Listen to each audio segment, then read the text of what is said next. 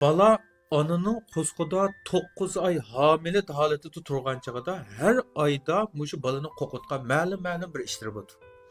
Shunga homildor ayollar, homildor onalarimiz tuvandagi bir nechta turlik ishlarga nisbatan diqqat qilishlarini umid qilaman. Homila bir oylik bo'lgan chog'da homilaning o'zi yuqori temperaturadan baq qo'qidi.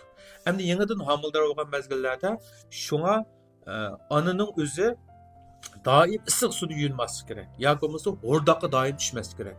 Bu keyincha balaning har xil nerv kasalliklariga giriftor bo'lish xavfini oshirib o'tadi. Homildor bo'lib, ikkinchi oy qadam qo'ygan chog'da homilaning o'zi do'rdan baq o'qidi. Endi nima ish qilgan chog'da ikkinchi oy qadam qo'ygan chog'da sizlik tutib ayollarning ko'ngli elishib, beshi qaytib, tomoq yemaydi, ho'g'lab, qusidi. Bunda ahvolda nurg'ular bilib bilmay dori iste'mol qilib soldi. Şuna bu mezgilde doğru balının yetilishiga zo'r darajada ta'sir etkazib, balaning kamtuk tug'ilib qolishiga ta'sir uyg'lab qilishi mumkin. Shunga mushunda alomat bo'lgan chog'da darhol doktorxonaga borib, doktorning ko'rsatmasi bo'yicha dori iste'mol qilish kerak. Homildor bo'lib 3-oyga borgan chog'da homilaning o'zi haroq tamogida eng qo'rqadi. Ba'zan onalar homildor bo'lgan chog'da haroqni tashlagan bilan tamogini tashlamaydi.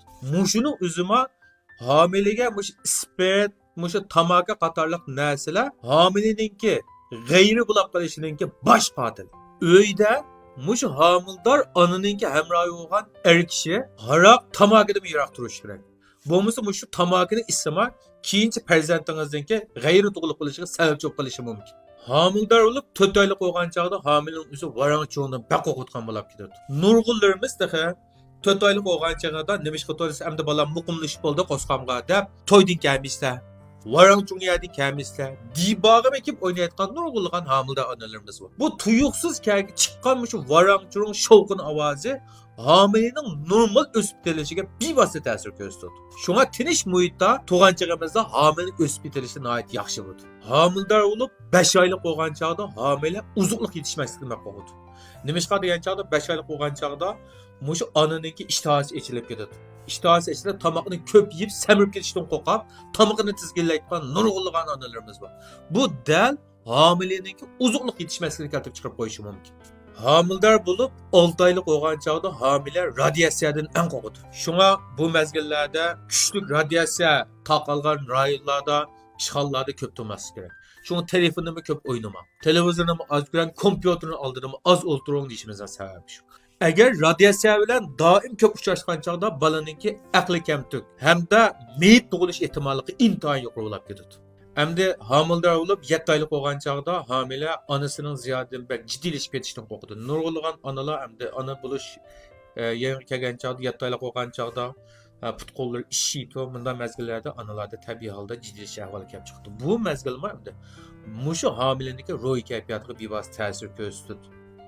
Shunga Bunda mezgillerde özünün keyfiyatını yaxşı tanışashni tavsiya qilamiz. Homildorninki 8 oyda homila onasining ziyodan bak charchab ketishdan baq qo'rqadi. Endi nurg'ulg'an ayollar 8 oylik bo'lgan chog'da yana shu emgakdan bo'shanmasanglar, orom elishinglarni ko'proq qilmasanglar, homilada bo'ydan ajrash ahvollari shuni kelib chiqishi mumkin. Homildorning 9 oylik bo'lgan chog'da homilaning o'zi onasining ziyodan bak oldirib tug'ib qilish besimidan baq qo'rqadi. Shunga o'sha homildorlar odatda mush kayfiyatini yaxshi tutishi, uzuqliqni yaxshi tanishishi, doktorning ko'rsatmasi bo'yicha vaqti-vaqtida doktorxonalarga borib, homilalikka salomatlik tekshirib tursa, farzandimiz sifatli yaxshi tug'ilishga kafolatlik qilib bo'ladi. Nurg'ulg'an mushu homildor ayollar odatda mushu homildor vaqtida ailesidagi har xil urush so'qash, jangizlardan aralanmay, farzandininki aqlisininki tuan tug'ilishi yoki kam tug'ilish keltirib chiqarib qo'yishi mumkin. Shunga nurg'ulg'an shu bolalarningki aqliy quvvatining tuan bo'lishi yoki kam tug'ilishi faqat sizning bilib bilmay yeb solgan bir ikki ton do'ringizdan munosabatlik emas.